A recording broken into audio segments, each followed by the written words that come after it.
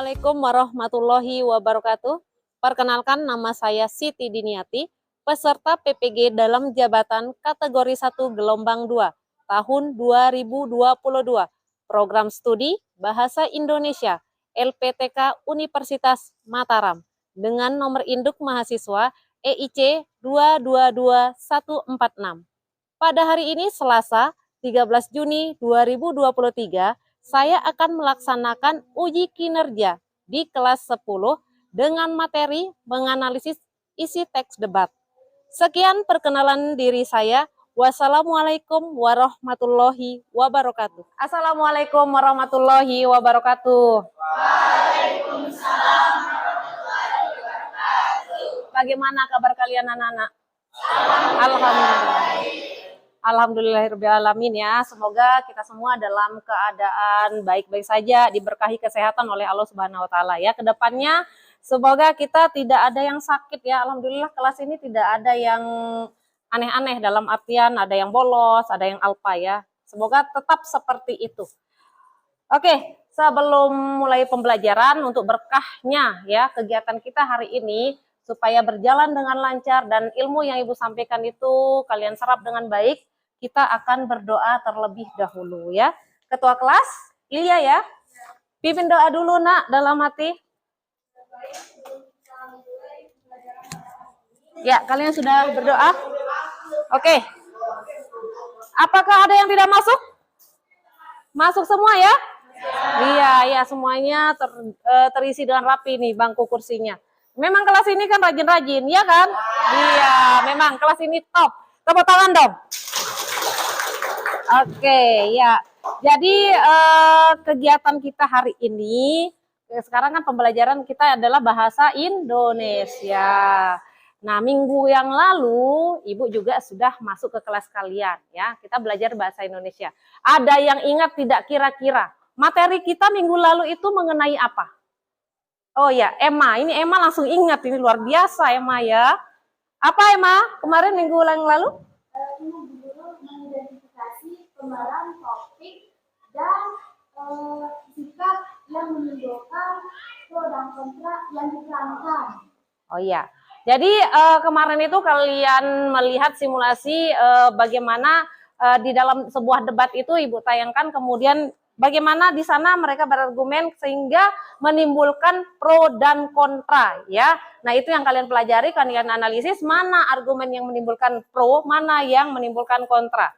Nah, kalian masih ingat kan di dalam teks debat itu ada tim. Ada 3 tim. Ingat kan?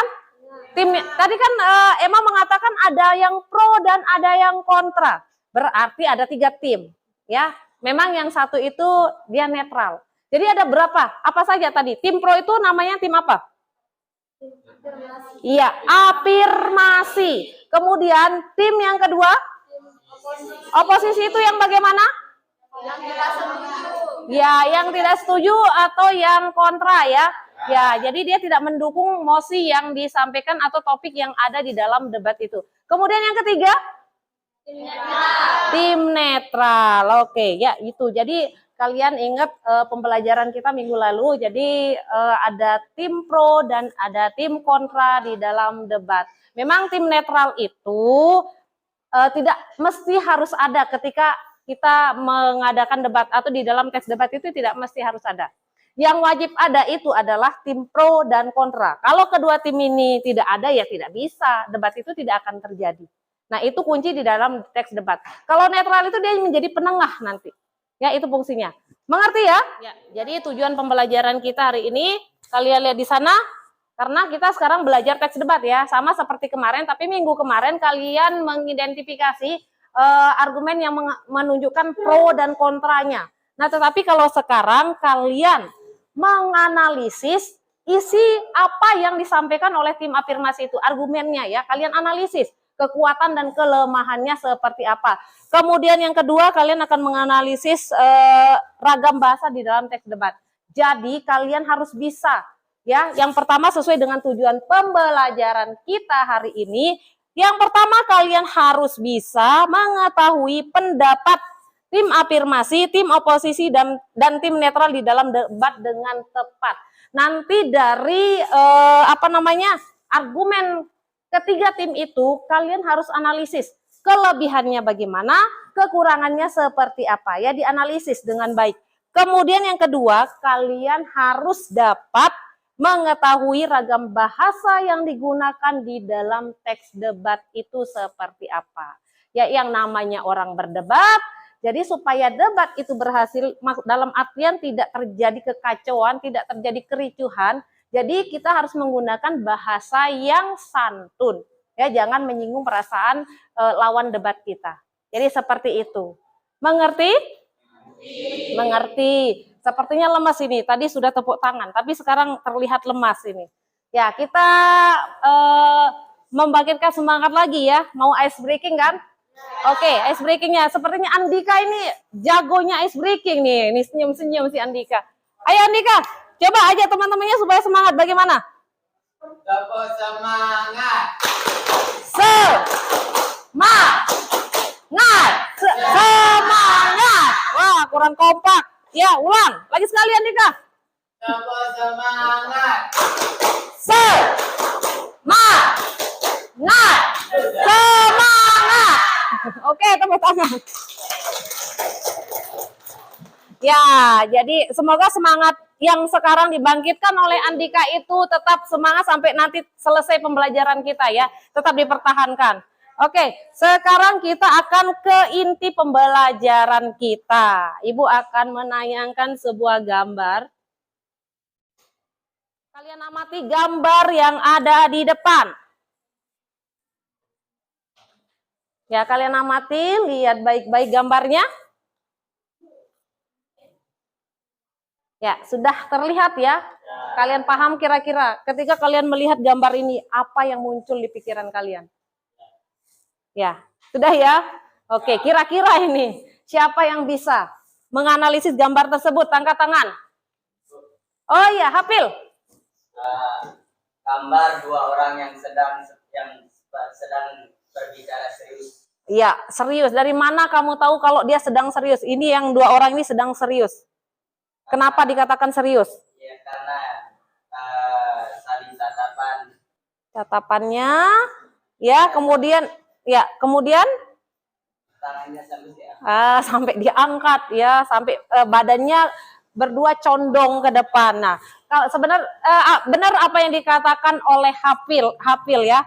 Jadi ada dua orang yang sedang berbicara serius di sana ya. Seperti sampai ada yang keduanya mengangkat tangan dan badannya keduanya condong ke depan. Makanya itu menandakan mereka sedang berbicara serius sekali mereka berbicara. Nah, seperti sampai ini yang berekspresif sekali ya, yang sebelah kanan atau kiri kalian. Ekspresif sekali dia seperti mau menjelaskan. Nah, kalau di dalam debat ini pasti akan terjadi. Nah, di dalam debat kalau tidak mengontrol emosi, kemudian tidak mengatur bahasa yang baik, seperti yang kita Ibu sampaikan tadi ketika di tujuan pembelajaran, itu kan harus kalian mengidentifikasi atau menganalisis ragam bahasa yang ada di sana. Ya, bagaimana bahasanya, kesantunan bahasanya. Nah, kalau seperti ini saja seperti akan menimbulkan kericuhan kan gambarnya. Nah, kalau tidak bisa mengontrol emosi dan mengontrol bahasa, kesantunan bahasa tadi, akan terjadi perkelahian. Nah, itu pentingnya makanya kalian belajar debat. Nanti tujuan pembelajaran kita, kalian harus bisa menguasai kebahasaan di dalam teks debat. Jadi bahasa yang baik itu seperti apa? Supaya debat itu bisa berjalan dengan baik. Karena debat itu bukan untuk ajang adu mulut. Beda. Kalau ajang adu mulut itu namanya debat kusir. Kalau kalian lihat di pasar-pasar, ya kan banyak, atau di terminal. Kan banyak itu yang berdebat, nggak jelas, topiknya nggak jelas, akhirnya nanti menimbulkan perkelahian, adu mulut. Nah, itu debat itu bukan adu mulut. Ingat ya bedanya. Debat itu adu argumen. Nah, makanya tugas kalian nanti menganalisis ya argumen-argumen dari tim pro dan kontra atau tim netral. Ya, jadi kalian analisis. Nah, itu argumen, bukan adu mulut. Ya, jadi itu perbedaannya ya. Kalau ini bisa lari, jadinya nanti bisa ke adu mulut ini. Kalau gambar yang ini, ya. Tetapi yang kita pelajari nanti itu bagaimana cara berdebat yang baik. Isi argumen dari tim debat itu seperti apa yang baik. Paham ya? Oke. Ibu akan menyampaikan sedikit contoh mengenai ya contoh argumen tim afirmasi. Kalian lihat di sana. Coba diperhatikan di sana. Ini contohnya. Saya percaya bahwa penggunaan ponsel sangat berbahaya karena ponsel dapat menyebabkan beberapa masalah dan ancaman bagi kehidupan manusia. Ancaman tersebut adalah ponsel berbahaya bagi keselamatan pengguna dan kehidupan sosial dan keluarga. Nah, ini tadi dikatakan itu contoh dari argumen tim afirmasi.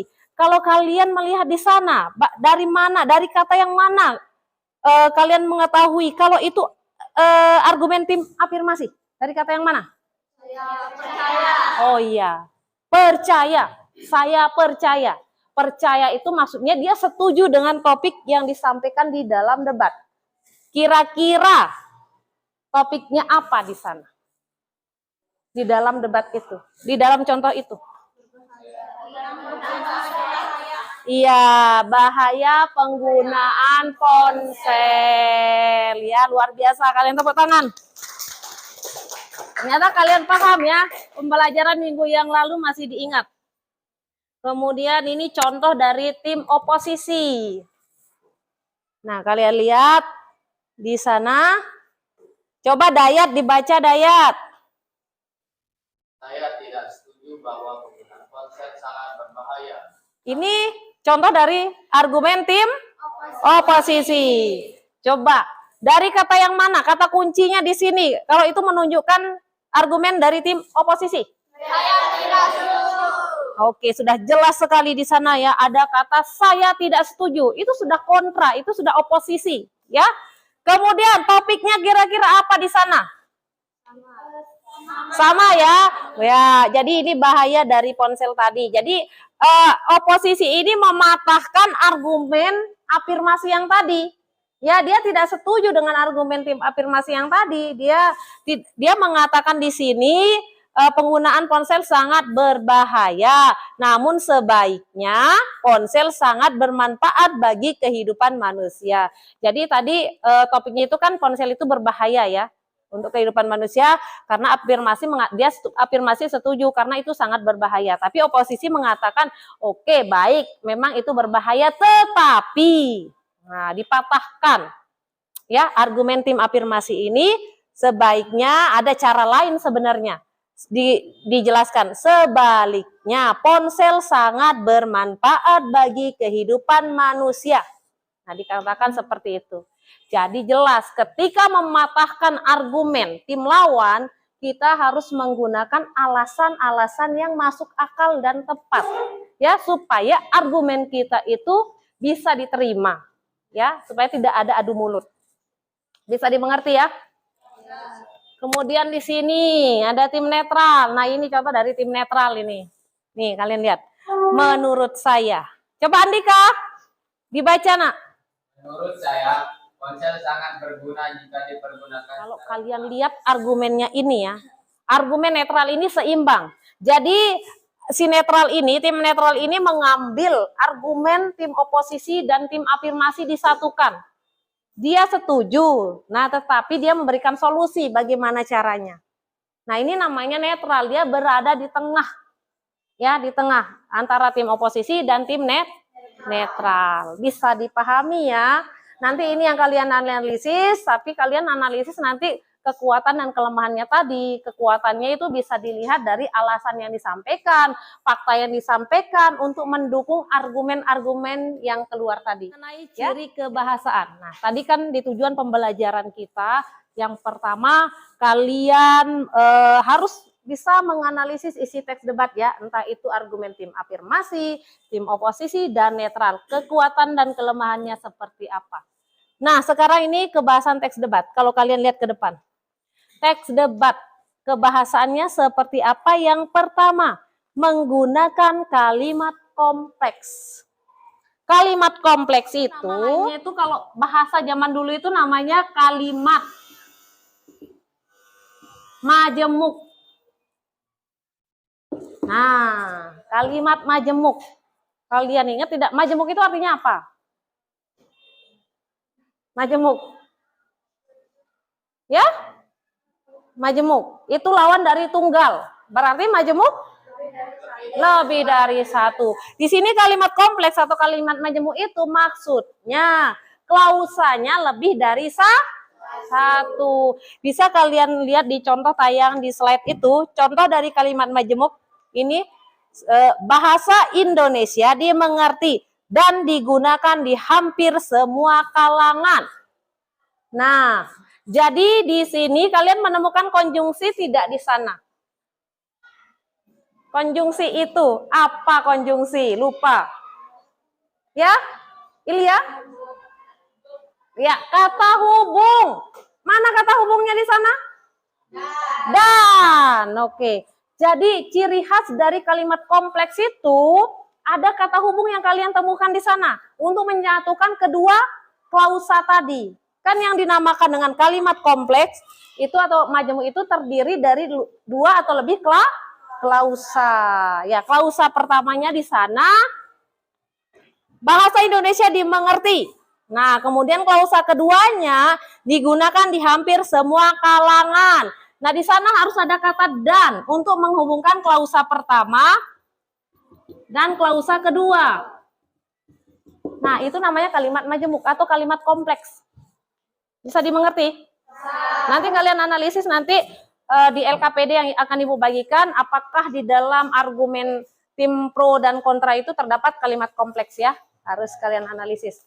Kemudian yang kedua, kebahasaan yang kedua, ada konjungsi. Nah, tadi kalian sudah menemukan ya di dalam kalimat kompleks tadi ada konjungsi dan di sana. Dan ada yang menjawab tadi konjungsi itu adalah kata hubung, ya, menghubungkan kedua kalimat atau dua klausa atau dua kata. Itu fungsinya konjungsi. Nah, kalian lihat di sana konjungsi kata yang menghubungkan kata-kata atau kalimat namun sehingga tetapi kemudian karena maka dan sebagainya itu adalah contoh di dalam konjungsi. Contoh kalimatnya, namun hal tersebut sangat bertentangan dengan nilai-nilai yang ada. Di mana konjungsinya di sana? Kata yang mana? Namun. Oke, namun ya, itu adalah konjungsi yang ada di sana. Bisa dimengerti? Konjungsi? Oke, berarti sudah ada berapa ciri kebahasan tadi? Sudah ada berapa? Dua. Ragu-ragu menjawabnya, padahal udah dua. Ya, yang ketiga. Menggunakan kata rujukan. Kalian lihat di sana, menggunakan kata rujukan, kata yang berfungsi sebagai kata rujuk atau kata yang merujuk pada kata lain yang memperlihatkan keterkaitannya dengan pernyataan sebelumnya. Kata rujukan itu seperti kata tunjuk. Ya, kalian lihat contohnya di sana. Salah satu cara untuk mencegah banjir adalah dengan tidak membuang sampah sembarangan. Sayangnya banyak orang yang masih tidak menyadari hal itu. Nah, itu adalah kata rujukan. Nah, itu beberapa ciri kebahasaan di dalam teks debat yang harus kalian ketahui dan kalian analisis nanti di dalam LKPD yang akan Ibu bagikan. Paham ya? Ada pertanyaan mungkin? Tidak ada? Oke, paham. Nah, sekarang Ibu ingin melihat pemahaman yang Ibu jelaskan ini. Sebelum kalian ke LKPD, Ibu akan menayangkan sebuah video. Di video itu kalian harus identifikasi mana tim pro dan kontranya ya. Selamat pagi, Adik. Selamat bergabung di kompetisi debat SMA Luarmaya dan tim afirmasi. Dan di sisi kiri saya ada tim oposisi. Masih dipersilakan. Menurut kami, plastik merupakan material yang praktis, hemat, dan tim oposisi, silakan. Menurut kami, membangun kesadaran masyarakat tentang pentingnya menjaga lingkungan dapat dimulai dari mengganti penggunaan plastik.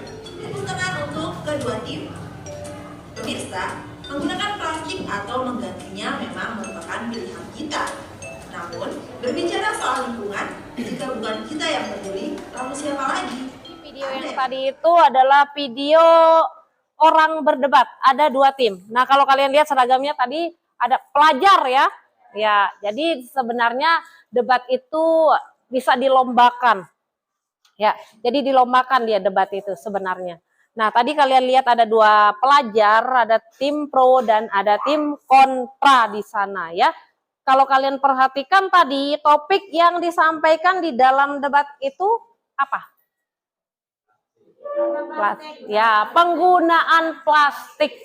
Ya, jadi penggunaan plastik itu membahayakan lingkungan hidup kita. Ya, jadi seperti itu. Oke, tadi kalian sudah memperhatikan tayangan video tadi, ya. Kemudian dari tayangan video tadi, tentunya kalian lihat ya, mana tim oposisi dan yang mana tim afirmasi.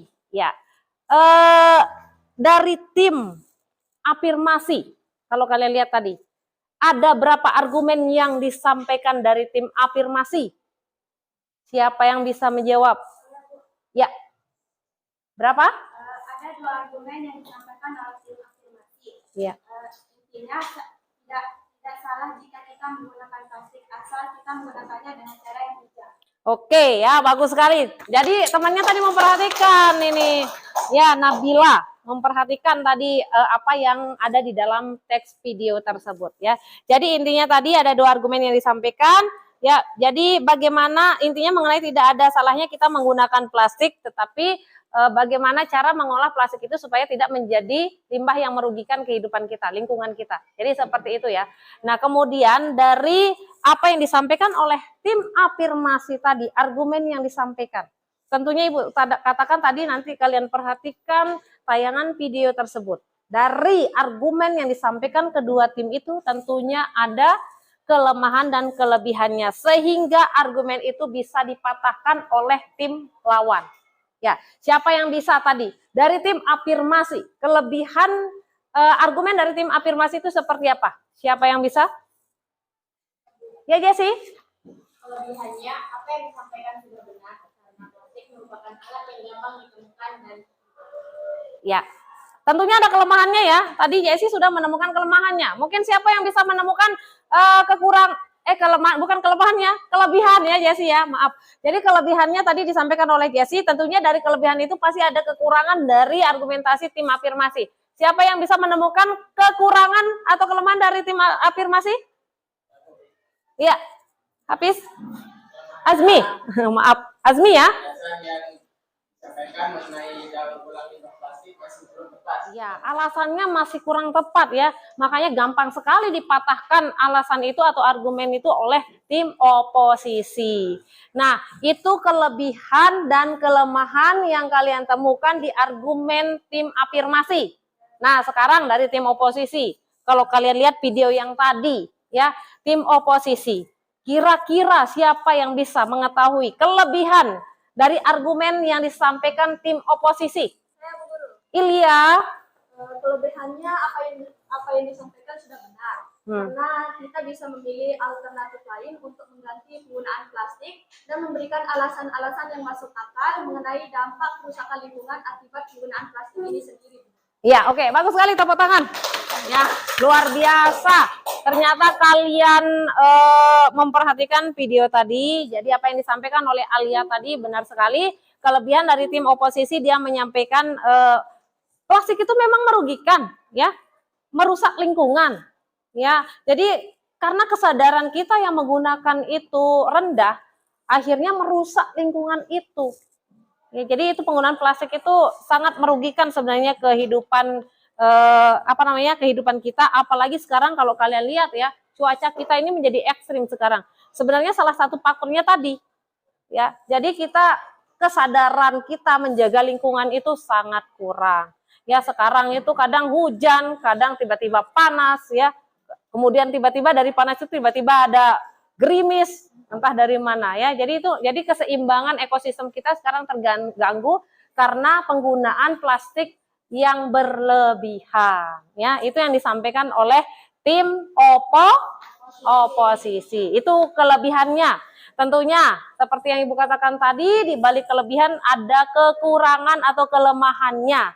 Kira-kira siapa yang bisa menemukan kelemahannya? Oh iya, Pak Valia. Viola, aduh, kebalik. Maaf, Viola. Kekurangannya contoh yang diberikan mengenai daur ulang sampah tidak terlalu tinggi. Sehingga kita sebagai pendengar agak bingung bagaimana cara mendaur ulang sampah-sampah tersebut. Ya, jadi memang di sini tim oposisi itu memberikan contoh ya kerusakan lingkungan yang ditimbulkan oleh penggunaan plastik yang berlebihan tadi. Tetapi memang kekurangannya tim oposisi tidak menyampaikan secara rinci ya bagaimana cara mengolah sampah-sampah itu supaya tidak mencemari lingkungan, supaya tidak merusak lingkungan. Itu kekurangannya. Nah, memang di masing-masing tim itu ada kelebihan dan kekurangannya. Ya, nah jadi itu sebenarnya celah kita kalau kita berdebat, kita cari ya alasan yang lemah, alasan yang kurang dari tim itu. Itu yang kita cari, kita patahkan dari sana. Ya supaya argumen kita bisa diterima oleh pendengar, ya bisa. Jadi kita merasa oh ya saya yang menang.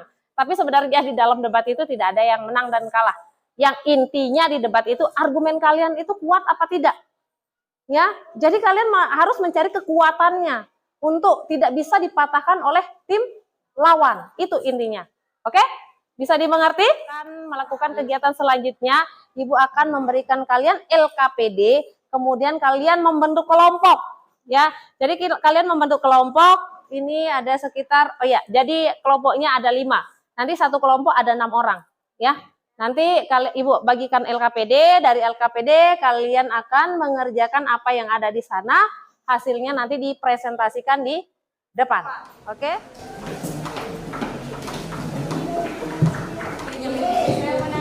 Itu akan muncul argumennya mendukung topik itu, si afirmasi nih. Nah, jadi dari argumen itu kalian lihat kelebihan yang disampaikan argumennya seperti apa. Ya, masuk akal tidak? Sesuai tidak dengan apa yang ada di kehidupan kita. Kalian presentasikan hasil kelompok kalian, Ibu acak saja. Kelompoknya Viola. Ya, tepuk tangan kelompoknya Viola. Oke. 2 orang saja ke depan. Waalaikumsalam warahmatullahi wabarakatuh. Perkenalkan kami dari kelompok 3 akan menyampaikan hasil diskusi kami terkait topik pengaruh dari penggunaan media sosial di sekolah. Sebelum saya menyampaikan hasil diskusi kami, saya akan memperkenalkan diri terlebih dahulu. Perkenalkan, nama saya Ilya Isnaini, biasa dipanggil Ilya. Saya Hasil Hafil. Biasa dipanggil Hafil. Iya. Baik, langsung saja. Saya akan menyampaikan kelebihan dari tim afirmasi terkait pengaruh penggunaan media sosial di sekolah. Nah, yang pertama, kelebihan dari tim afirmasi yaitu penggunaan media sosial dapat mempermudah siswa dan siswi dalam mengakses pembelajaran di sekolah. Nah, adapun kekurangan dari tim afirmasi yakni penggunaan media sosial dapat disalahgunakan oleh siswa dan siswi pada saat pembelajaran berlangsung. Yang menyebabkan siswa dan siswi tidak fokus karena mengakses hal lain selain pembelajaran. Nah, untuk kelebihan dan kekurangan dari tim oposisi akan disampaikan oleh teman saya. Kelebihan dari tim oposisi yaitu tidak digunakannya media sosial dapat membuat siswa dan siswi berkonsentrasi saat belajar. Dan kekurangannya tidak digunakannya media sosial yaitu siswa dan siswi kewalahan saat mencari pembelajaran karena kebanyakan materinya ada di internet. Oke, karena di sini ada ciri kebahasaan dari tim afirmasi dan tim oposisi, maka saya akan membacakan ciri kebahasaan yang ada dalam teks debat tersebut. Nah, yang pertama, bentuk kalimatnya yakni dapat meningkatkan keterampilan dan kemampuan siswa tanpa khawatir akan perbedaan jarak dan waktu. Nah, kalimat tersebut merupakan kalimat kompleks karena ada kata dan sebagai kata konjungsi atau penghubung. Nah, yang kedua ada kata dengan sebagai kata konjungsi. Yang ketiga kata selain itu. terakhir kata seperti, yaitu kata konjungsi juga.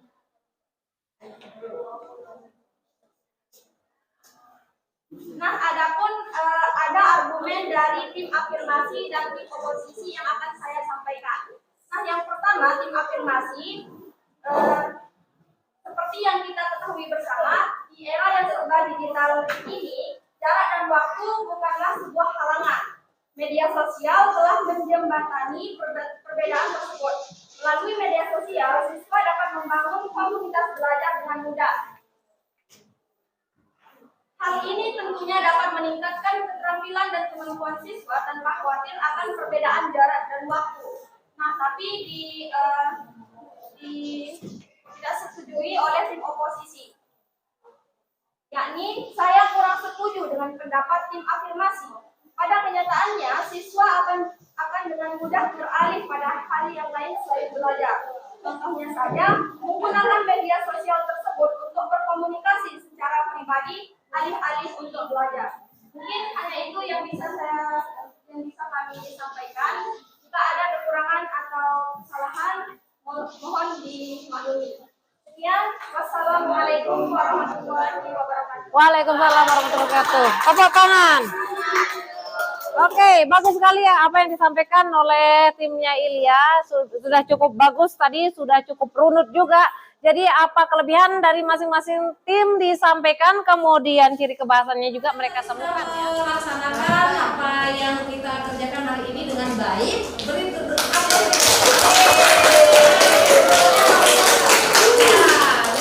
Jadi kelompok kalian sangat bagus tadi dari Andika, Viola, Ilya, luar biasa, kemudian Dayat dan yang lainnya ya. Bagus sekali tadi. Nah, kemudian apa namanya? Yang Ibu ajarkan hari ini memang mengenai menganalisis isi, ya, menganalisis isi argumentasi dari masing-masing tim. Jadi kalian tadi sudah menemukan ya, menemukan apa saja? Menemukan apa saja? Kelebihan dan kekurangan ya dari masing-masing tim. Tim apa saja tadi? Tim afirmasi dan oposisi. Ada juga tadi kelompok yang lain menemukan tim netral ya, dan apalagi yang kalian temukan tadi? Perasaan di dalam teks tersebut ya, jadi seperti itu ya. Jadi pembelajaran kita, inti pembelajaran kita sudah kita laksanakan. Mungkin ada pertanyaan mengenai pembelajaran kita kali ini?